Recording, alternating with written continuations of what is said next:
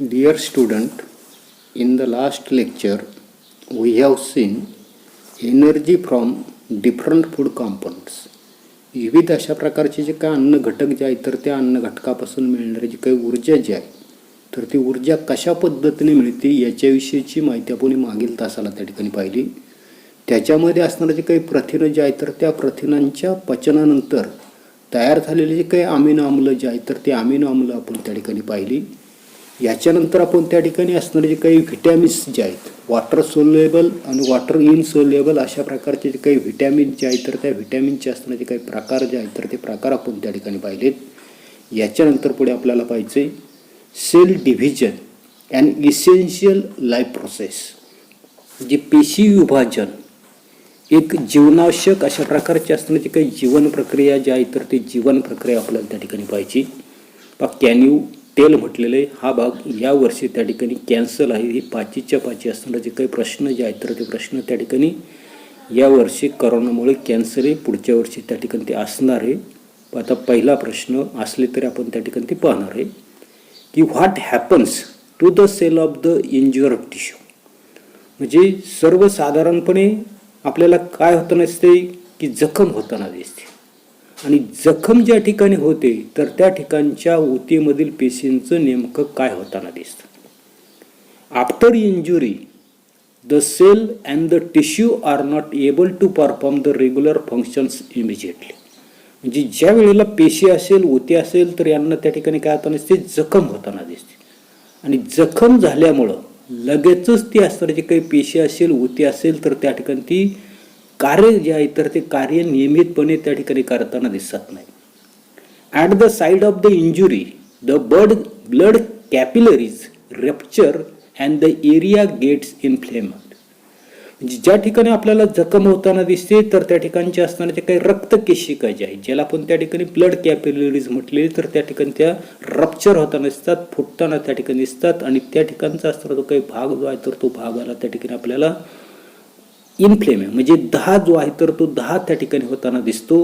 Many cells get damage the pain receptors nerves induces pen.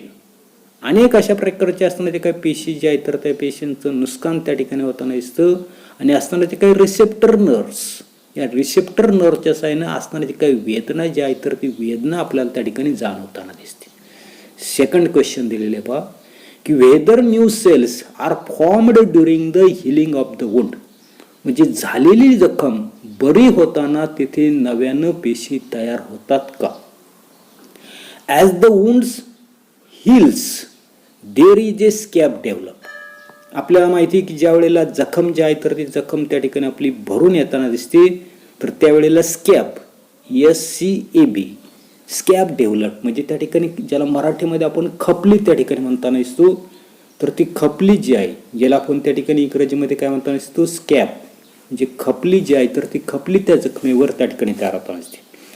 The cell surrounding the wound start dividing rapidly and the cell lost in the injury are restored. म्हणजे ज्या ठिकाणी आपल्याला जखम जी आहे तर ती जखम त्या ठिकाणी होताना दिसते तर त्या सेलच्या सभोवतालचा जखमेच्या सभोवतालचा असणारा जो काही भाग जो आहे तर त्या भागाचं जलद गतीने त्या ठिकाणी विभाजन जे आहे तर ते विभाजन त्या ठिकाणी होताना दिसतं आणि त्या ठिकाणी नष्ट झालेली जे काही पेशी जी आहे तर ती पेशी पुन्हा त्या ठिकाणी पूर्ववत त्या ठिकाणी होताना दिसते. आणि in this way new cells are formed by the cell division to heal the wound. आणि अशा पद्धतीनं नवीन अशा प्रकारचे असणारे काही पेशी जे आहे तर त्या पेशीचं पेशी विभाजन होऊन आपल्याला झालेली जे काही जखम जी आहे तर ती जखम काय होताना दिसते पुन्हा त्या ठिकाणी भरून येताना दिसते.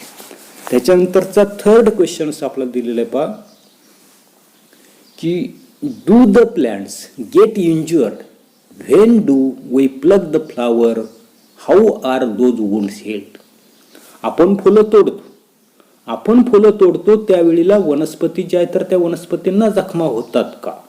आणि दुसरा प्रश्न आपल्याला विचारलेला आहे की how are those wounds healed. जर त्या वनस्पतींना जर जखमा जर होत असतील तर त्या कशा त्या ठिकाणी भरून आणल्या जातात याचं उत्तर आपल्याला त्या ठिकाणी सांगता येईल पहा. It was thought that plants do not have nervous system. असं मानलं जायचं की वनस्पती ज्या आहेत तर त्या वनस्पतींमध्ये चेतासंस्था नाहीत असं त्या ठिकाणी मानलं जायचं.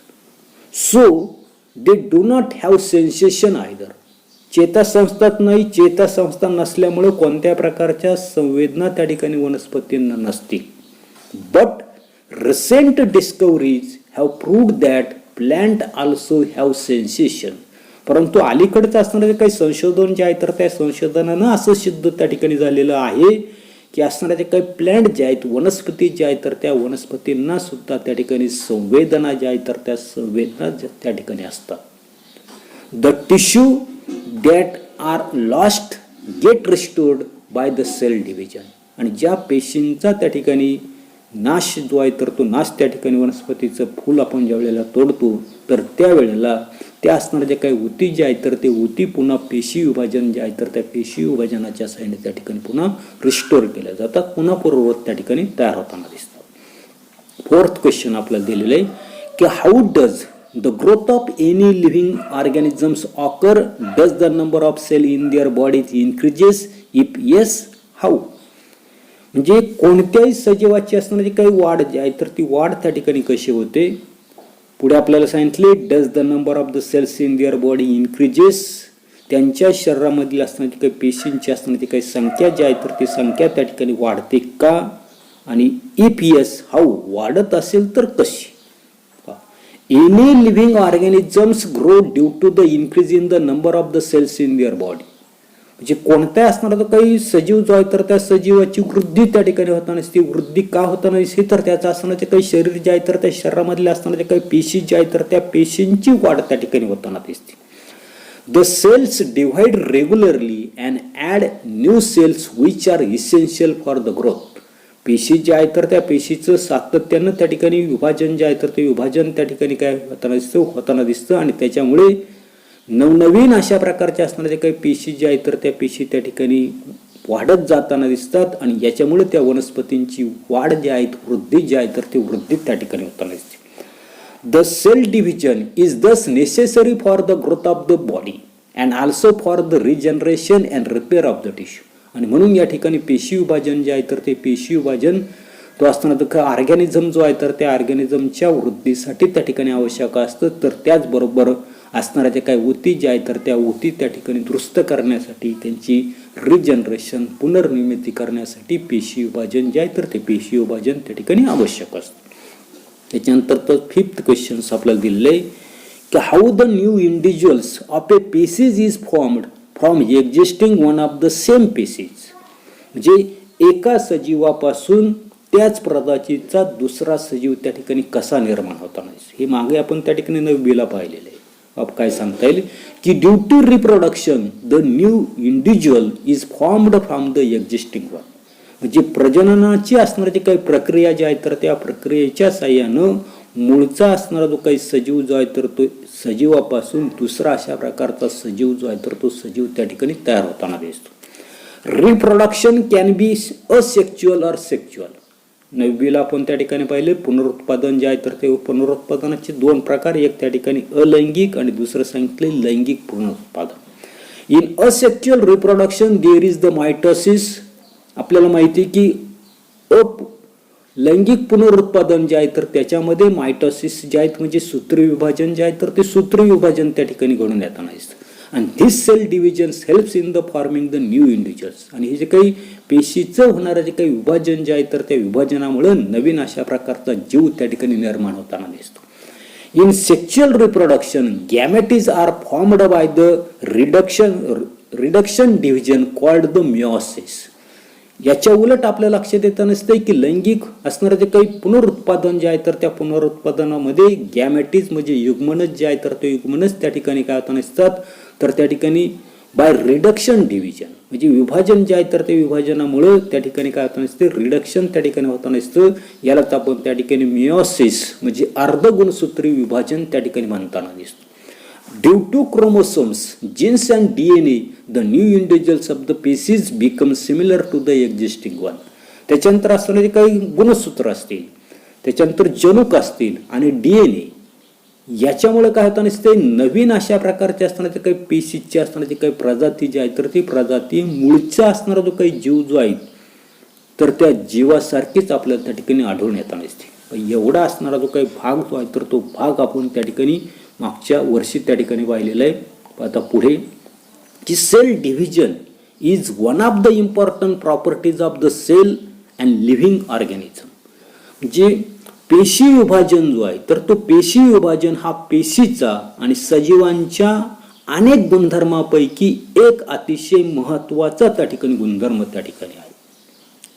पुढे due to this property only a new organism is formed from the existing one. A multicellular organism grows up and amputated body can be restored. काय सांगितलं की सर्वसाधारणपणे आपण आता त्या ठिकाणी पाहिलं की पेशी विभाजन जो आहे तर तो पेशी विभाजन हा पेशीच्या आणि सजीवांच्या अनेक गुणधर्मापैकी एक अतिशय महत्वाचा अशा प्रकारचा गुणधर्म आहे. आणि या गुणधर्मामुळं एका सजीवापासून नवीन अशा प्रकारचा असणारा काही सजीव जो आहे तर तो सजीव त्या ठिकाणी निर्माण होऊ शकतो. त्याच्यानंतर पुढे आपल्याला सांगितलं मल्टीसेल्युलर ऑर्गॅनिझम ग्रोज अप. बहुपेशीय असणारा जो काही सजीव जे आहे तर त्या सजीवांच्या शरीराची वाढ जी आहे तर ती वाढ त्या ठिकाणी होऊ शकते. आणि पुढे आपल्याला सांगितले इम्बिकेटेड बॉडी कॅन बी रिस्टोर्ड. म्हणजे त्या सजीव जो आहे तर त्या सजीवाच्या शरीराची झालेली जी काही झीज जी आहे तर ती झीज भरून त्या ठिकाणी काढता येऊ शकते. There are two types of cell division as mitosis and meiosis. पेशी विभाजन जे आहे तर त्या पेशी विभाजनाचे मुख्यत्वे त्या ठिकाणी दोन प्रकार आपल्याला सांगितले. पहिला सांगितलं आपल्याला मायटोसिस, त्याला मराठीमध्ये सूत्री विभाजन म्हटलेले. आणि दुसरा सांगितलं आपल्याला मेओसिस, त्याला अर्धगुणसूत्री विभाजन त्या ठिकाणी म्हटलेले. पाहता की mitosis occurs in the somatic cells and the stem cells of the body. याच्यापैकी असणारी जी काही मायटोसिसची असणारी काही प्रक्रिया जी आहे तर ती प्रक्रिया आपल्या लक्षात येताना दिसते की सूत्री विभाजन जे आहे तर त्या सूत्री विभाजन शरीरामधले असणाऱ्या काही कायिक पेशी ज्याला आपण त्या ठिकाणी सोमॅटिक सेल म्हटलेले. आणि दुसरं सांगितलं आपल्याला स्टेम सेल, मूल पेशी जे आहे तर त्या मूल पेशीमध्ये त्या ठिकाणी घडून येताना दिसते. Whereas meiosis occurs in the germ cell. तर असणारी काही मेओसिस म्हणजे अर्धगुणसूत्री विभाजनाची प्रक्रिया जी आहे तर ती प्रक्रिया जर्म सेल, त्याला मराठीमध्ये जनन पेशी जी आहे तर त्या जनन पेशीमध्ये त्या ठिकाणी घडून येताना दिसते. Before study of the cell division, we should know the structural organization of the cell that we have studied earlier. आणि म्हणून त्या ठिकाणी आपल्याला पेशी विभाजन जे आहे तर त्या पेशी विभाजनाचा अभ्यास करण्यापूर्वी आपल्याला असणारे काही पेशी जे आहे तर त्या पेशीचं असणारे काही structural organization of the cell म्हणजे सर्वसाधारणपणे पेशीची असणारी काही रचना जी आहे तर ती रचना आपल्याला त्या ठिकाणी माहीत असणं गरजेचं आहे की जे आपण त्या ठिकाणी इयत्ता 9वीला त्या ठिकाणी ती पाहिलेली आहे. खालच्या वर्गाने आपण त्या ठिकाणी पाहिलेली. आता पुढे each cell has a nucleus. प्रत्येक असणारी काही पेशी जी आहे तर त्या पेशीमध्ये केंद्रक जे आहे तर ते केंद्रक त्या ठिकाणी असतं. Beside other cell organelles are present. म्हणजे नुसतं केंद्रकच नसतं तर इतर असणारे काही पेशीअंगक जे आहे तर ते पेशीअंगक सुद्धा त्या ठिकाणी असतात. Latest study cell division with the help of this information. आणि म्हणून जी काही माहिती जी आहे तर त्या माहितीच्या आधारे आपल्याला या दोन्ही प्रकारचे असणारे काही पेशी विभाजन जे आहे तर त्या पेशी विभाजनाचा असणारा जो काही अभ्यास जो आहे तर तो अभ्यास आपल्याला त्या ठिकाणी करायचा. आता की before any type of cell division the cell doubles up its chromosomes number present in its nucleus. That is, if chromosome number is 2n, it is double up to 4n. आपल्याला माहिती आहे की काय सांगितलेलं आहे की before any type of cell division the cell doubles up its chromosome number present in its nucleus. म्हणजे कोणत्याही प्रकारचे असणारे काही पेशी जे आहे तर त्या पेशीच्या पेशी विभाजनापूर्वी तिचं असणारं जे काही केंद्रक जे आहे तर त्या केंद्रकामध्ये असलेले जे काही गुणसूत्र जे आहे तर त्या गुणसूत्रांची संख्या त्या ठिकाणी दुप्पट जे आहे तर ती दुप्पट त्या ठिकाणी होताना दिसते. That is if chromosome number is 2n it is double up to 4n. म्हणजे जर गुणसूत्रांची संख्या जर त्या ठिकाणी 2n असेल तर ती काय होताना दिसते 4n त्या ठिकाणी होताना दिसते. त्याच्यानंतर पुढे कॅन यू रिकॉल म्हटलेले पुन्हा आपल्याला 9वीचं त्या ठिकाणी ते आठवायचे. What is the shape of the chromosome give its name in the figure. आता गुणसूत्रांचा आकार त्या ठिकाणी कसा असतो आणि त्याच्या भागांची नावं त्या ठिकाणी दिलेली जी काय आकृती जी आहे तर त्या आकृतीमध्ये आपल्याला त्या ठिकाणी द्यायला सांगितले.